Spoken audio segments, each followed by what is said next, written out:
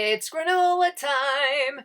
Get a baking sheet, a bowl, some parchment for the baking sheet. You got two different kinds of oats, the quick cooking oats and the rolled oats. I like the two different textures. You want 2 cups of the rolled oats, and then you want 2 cups of the other oats. And don't worry about getting it exact. It doesn't have to be exact. Get vanilla, get cinnamon, get a little bit of salt. You want your coconut oil, and you want to keep it happy. Woo!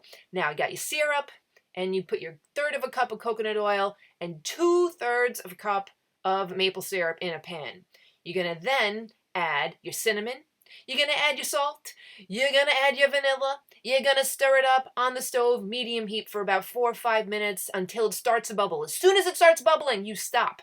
Take it out. Put it on the oats.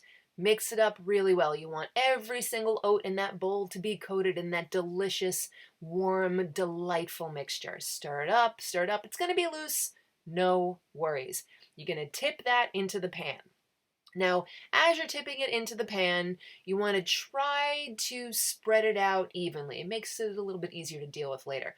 Then you kind of tuck it into the corners, get it into all the edges, make sure it's nice and even. Get the back end of a blade, scrape it off your spatula to get every little delicious morsel in there as you tamp it down. You may want to use that back of the blade again to scrape off that little extra bit.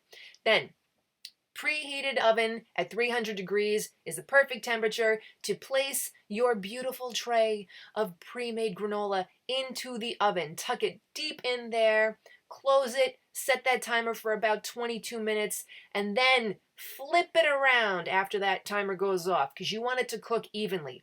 Tuck it right back into the oven, close your oven up, and set the timer again for 25 minutes. When it's done, take it out and place it on trivets to let it cool. Don't worry if the ends break because you're going to be breaking it up in a couple of minutes anyway. You only need really like maybe between 5 and 10 minutes to let it cool. Then you break it off into little chunks.